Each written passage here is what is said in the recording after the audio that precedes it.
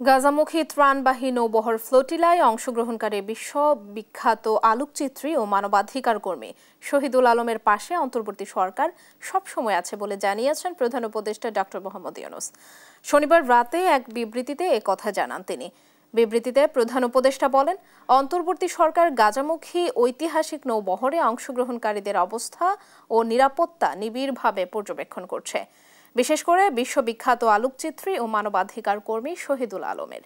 বিবৃতিতে শহীদুল আলম বাংলাদেশের অদম্য চেতনার এক উজ্জ্বল প্রতীক হয়ে দাঁড়িয়েছেন উল্লেখ করে প্রধান উপদেষ্টা আরও বলেন, 2018 সালে হাসিনা সরকারের সময় অন্যায়ের বিরুদ্ধে কথা বলার জন্য 107 দিন কারাবাসের যে সাহস, দৃঢ়তা ও অবিচল মানসিকতা শহীদুল আলম দেখিয়েছিলেন, সেই একই চেতনা ও সাহস নিয়ে তিনি এ অভিযানে অংশ নিচ্ছেন।